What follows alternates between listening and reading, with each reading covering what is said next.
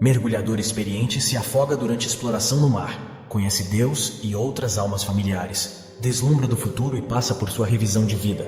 É mandado de volta ao corpo para cumprir com seu propósito de vida? Já deixa o seu gostei. Se inscreva no canal e ative o sininho para ser avisado a cada novo vídeo. Em março de 1983, eu era o engenheiro-chefe do navio de pesquisa e estávamos realizando exploração subaquática. Era como o emprego dos meus sonhos, pois eu conseguia unir mergulho com engenharia, sendo tudo o que eu queria em um trabalho. Acabávamos de avaliar um novo submarino operado remotamente. Houve uma tempestade na costa da Califórnia e estávamos tentando evitar a tempestade para entrar no nosso porto. No entanto, o mestre do porto não permitiu que o navio entrasse, pois havia ondas de até 253 pés na quebra-mar na entrada do porto. O capitão manteve o navio a cerca de 2 milhas da costa, longe das zonas de quebra-mar. No entanto, tínhamos pessoas a bordo que precisavam chegar ao aeroporto internacional de Los Angeles. O capitão e parte da tripulação que precisava ser substituída e voltar, pediram para ser levados em um bote inflável. Como eu era o engenheiro-chefe, normalmente não saía do navio uma vez que estávamos no mar, mas como terceiro oficial, conhecia o porto melhor do que qualquer outro membro da tripulação. O capitão me pediu para acompanhá-los e levar o bote até a costa. Concordando, tomamos um rumo. Verificamos o radar, pois era uma noite tempestuosa e com pouca visibilidade.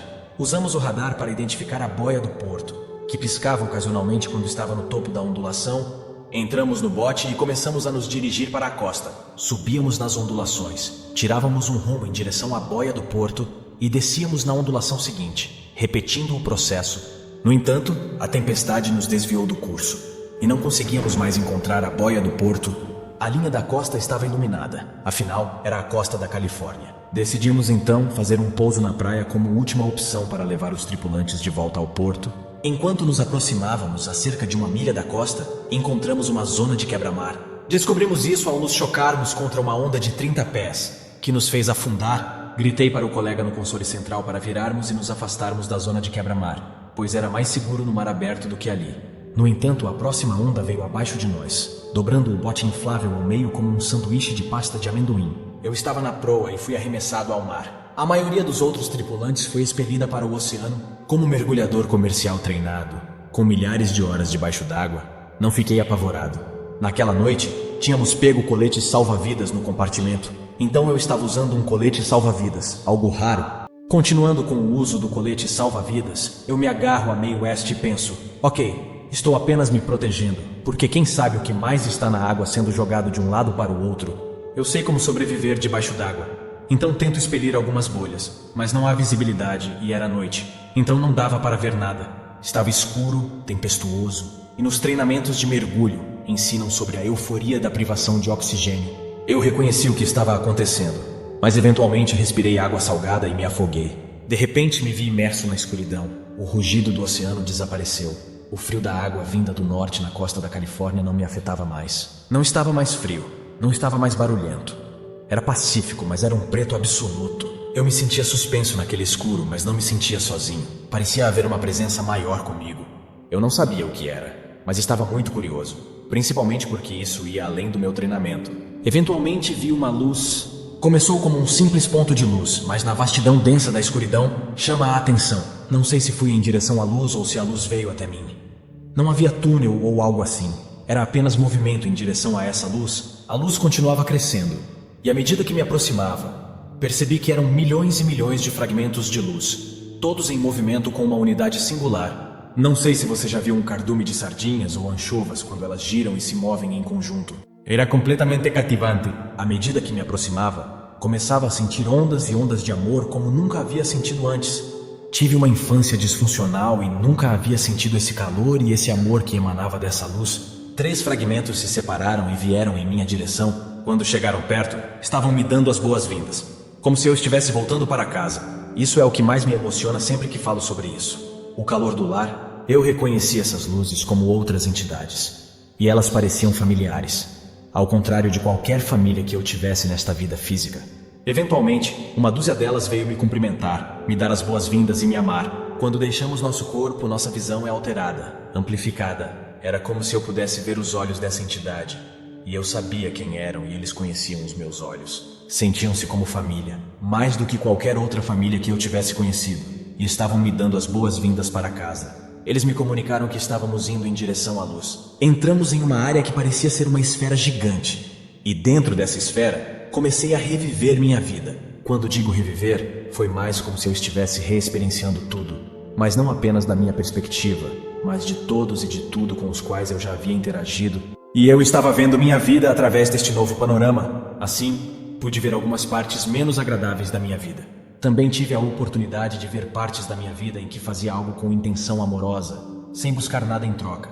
E esses momentos criaram algumas das maiores ondulações. Em outras palavras, cada vez que fazemos algo, colocamos energia em movimento. E essa energia afeta outras pessoas, quer percebamos ou não. Então, pude ver como minhas ações e interações com as pessoas afetavam outras pessoas, através dos olhos delas, da percepção delas e dos sentimentos delas. Foi muito humilde, incrivelmente humilde, mas pude ver, se adicionarmos julgamento a isso, o bem e o mal. Mas não havia julgamento lá. Minha família estava experimentando isso comigo ao mesmo tempo, assim como eu estava experimentando, e eles não tinham julgamento. Apenas me amavam e me apoiavam durante todo o processo. É interessante notar que, na revisão da vida, tudo o que eu vivi era absolutamente claro. As interações e as percepções de todas as pessoas com as quais interagi. Cheguei a um ponto em que ultrapassei minha morte. E a partir daí não estava tão claro. Era como olhar por um corredor. O centro do corredor era muito claro, mas havia essa periferia um pouco fora de foco. Comecei a percorrer esse corredor e comecei a experimentar meu futuro. Na época, não percebi o que era, mas comecei a ter essas experiências para as quais não tinha referência nesta vida. Alcancei um ponto em que a própria luz, você tem que lembrar que está dentro dessa esfera que se expande para fora, mas se expande para a luz, e a luz está ao seu redor, todos esses fragmentos de luz. E a luz em si falou e disse: este não é o si. O momento você deve retornar. Percebi que essa luz, esses milhões e milhões de fragmentos de luz, eram Deus. E Deus estava me dizendo que não era meu momento.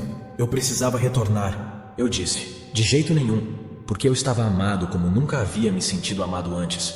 E meu corpo estava naquela água. Era apenas, não quero soar grosseiro, mas era carne fria.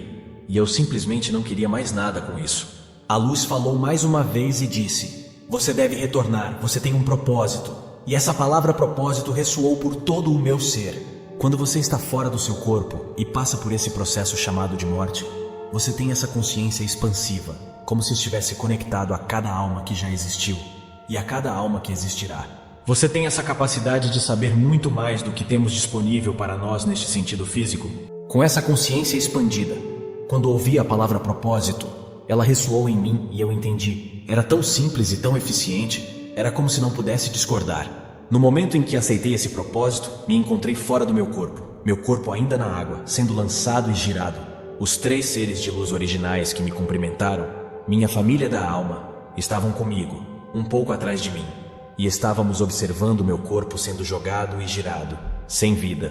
Alguns destroços, na verdade, a linha de proa desceu e se enrolou em meu braço. A ponta da linha de proa estava batendo no meu peito, e eu estava observando isso de fora do meu corpo, pensando em como eu iria me encaixar lá. Pouco depois, outras ondas atingiram alguns destroços, e esses destroços deviam ter mais ar em um dos pontões, e isso puxou a linha, apertando meu braço, deslocando meu braço e meu polegar, e puxando meu corpo para a superfície, onde ficou enrolado. Outra série de ondas me atingiu, forçando um pouco meu corpo para cima. E foi quando minha família da alma me deu um empurrão suave, e eu me vi vibrando de volta para o meu corpo. Não foi confortável porque o corpo estava em péssimas condições, e ainda estávamos a 1 milha da costa, nessa zona de quebra-mar onde eu estava preso.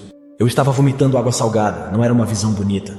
Eu não conseguia falar, mas ouvi meu nome sendo chamado porque os outros caras que estavam na Zodiac, esses eram caras corajosos, ficaram nessa zona de quebra-mar para se reunirem, e isso é algo que aprendemos. Quando estamos em apuros, nos reunimos e garantimos que todos estejam bem. Então eles estavam me procurando, e um deles de alguma forma tinha segurado uma lanterna. Estavam varrendo o oceano com essa lanterna, mas estavam chamando o meu nome. Eu estava segurando nos destroços para ficar à tona.